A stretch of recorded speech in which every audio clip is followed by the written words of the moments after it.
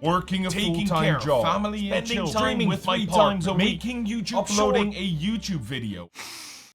Honestly, I get tired just hearing about it. Do you have to juggle all these things? Then you came to the right place. Because after this video, you'll be able to calm your mind and actually get to make content every single week simply because you know how to manage your time better. And all you need is this two-step system: capture and organize. As someone who is doing a PhD in mathematics with a Twitch channel and 2 YouTube channels, a wife and hobbies that are not streaming or content creation, I have very little time to spare. I am certain I found the best way to do this, and honestly, it's not rocket science. You've heard the expression often enough. Time is money.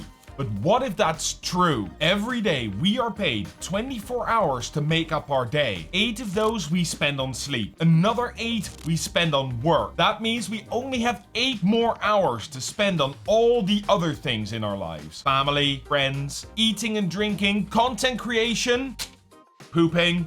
We can't create more hours or regain hours we have already spent. This is important to understand because it also means that whenever you want to do something, you need to consider the cost in money as well as time. And if you're going to spend time here, you need to take it from somewhere else first. Set time aside in your schedule, even if it's only half an hour every single day, and dedicate that time to work on your content and on yourself. And once you've dedicated time to it, the next question is what you're going to do in that time. What needs to be done for your next video? What new things do you want to introduce on your stream? Or do you want to focus on that editing technique you saw in a video a few weeks ago? Do you even remember what that technique was? Probably not. The first thing we need to do is free your brain to do what it's made for. David Allen said in his book, Getting Things Done, which really is the productivity Bible nowadays, that your brain is for having ideas, not for storing them.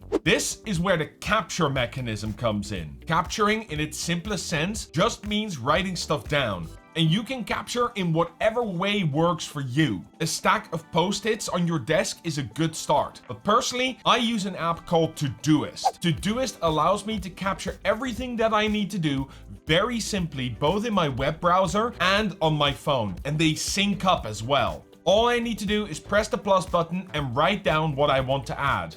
This was a life changer when I started my career as a researcher and content creator. Say that I've received an email that next Friday we have a final thesis presentation. I know I have time every Wednesday to do chores. So on Wednesday, I'm going to buy the flowers at the local flower shop. They close at 6 o'clock, so I need to make sure it is done by then. Because of Todoist's natural language processor, I just write buy flowers before 6 o'clock on Wednesday, #errands, and it automatically adds a deadline and adds it to my list of errands to run. Then I'm going to add another task to take the flowers from home to the office on Friday. I don't really care what time I do this as long as it's done, so I need to add that. Just writing these things down means I have now captured what I need to do and when. This does 2 things. Now I can't forget, which is a big problem, but even more importantly, I don't have to spend time and brain power on remembering that I need to do something next week. Think of it like exercise. It's easy to curl a dumbbell, but holding it up at stretched arms for a minute or maybe an hour, even with the lightest weight, that becomes harder and harder. Would you be able to hold a dumbbell at shoulder height for a whole week? I wouldn't. Honestly, if you'd stop the video right here, you have already learned the most important thing you can do for a more productive life. But you need to make sure that you capture everything, no matter how small, unless you are going to do it right now. Put it into your capturing system. And to make sure that this happens, I do have a very simple rule for you. Is it going to take less than 5 minutes to complete the task you thought of? Then do it right now. Else, capture the thought or task. By making sure 5-minute jobs are done immediately, you do not end up with a large stack of quick solves at the end of the day, and it allows you to prevent that feeling inside yourself. You know the one. Half the day is gone, you've been focusing on something important, and suddenly there are 20 items you need to do in the few hours that you have left. And Where do you even start? And that leads to analysis paralysis. I love that phrase, analysis paralysis. That is why it's so important that you don't only capture your tasks, you will also have to organize them. When I say organization, what I mean is to create a place for everything and have everything in its place. However, when you create this place, there is a problem that many people run into. When I started my PhD, I received an information sheet with all the progress marks and the dates that had been assigned to it. I had to give a presentation after my first year,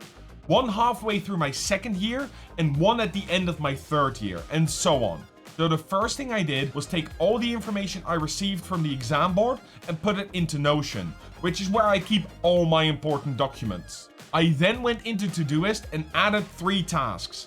Schedule the presentation with the supervisory committee, deadline, writing the progress presentation, and deadline, submitting the progress review to exam board. Lastly, I went into my calendar and for each of the presentations, I found the instituted deadline and added a reminder to the deadline. I also made sure to list what files I was going to need for these presentations and linked to the instructions that I had left in Notion. By the way, you can absolutely use Todoist or whatever you use as your capture system to hold on to tasks that do not have a fixed deadline, such as creating a new stream design. That is the nice thing about this system. You can capture all the things you need or want to do, but you don't have to act on them immediately.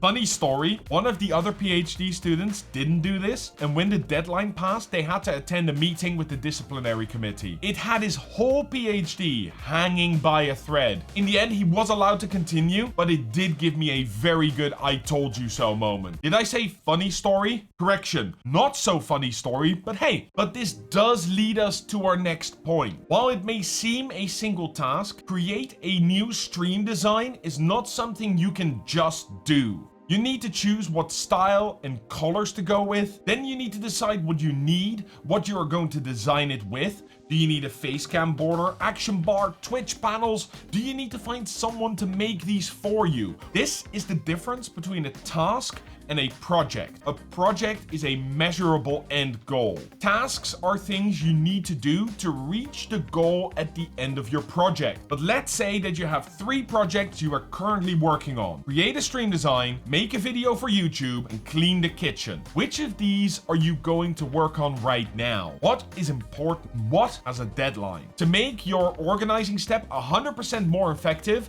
we are going to put every single one of your tasks into one of 4 new categories. And we are going to do that with this, the Eisenhower Matrix. This technique was pioneered by former US President Dwight D. Eisenhower, and it allowed him to categorize everything that he had to do, arguably making him one of the most effective and productive US presidents in history. All you have to do is to take a piece of paper and draw 2 lines to form a cross. Then for each of these, you are going to ask 2 questions. Is this task important? In other words, is it going to provide value or satisfy a necessity for ourselves or someone else?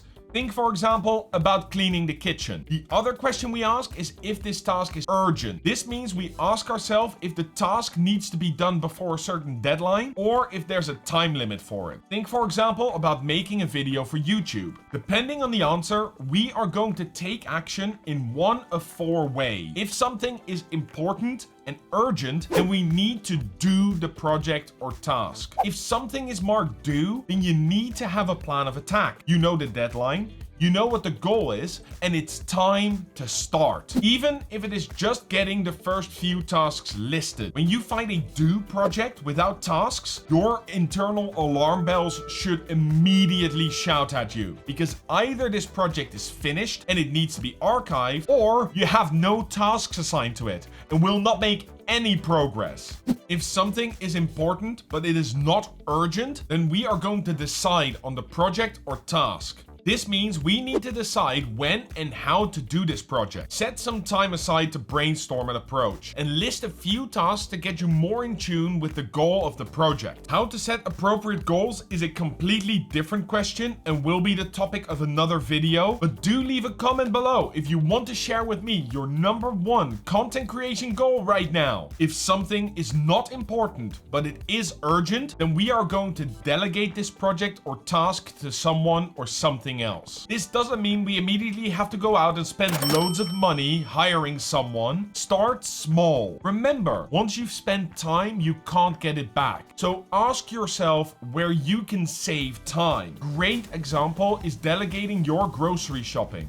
Most big cities will now allow you to order groceries online, often from the supermarket themselves, and deliver them to your front door at little extra cost. If something is not important and not urgent, however, then we are simply going to delete it. It's not important, it's not urgent, it should not take up space in your to-do list or brain. With this simple two-step system of capture and organize, you are not only able to take all your tasks and list them, make sure you never forget anything again, and organize them so you know what you need to be doing every moment of your working day. And this doesn't only count for content creation. Implement this in your workday and you might just be able to get an hour or two more for yourself so you can focus on growing your content creation career. Many streamers, especially those who struggle with time, miss the most important steps to grow your channel efficiently. And that can be seen in the number of followers. If you want to supercharge your follower numbers with a very simple technique that will only take you an hour to implement, then click right here, because this is how I managed to quadruple my monthly follower count every month. And as always,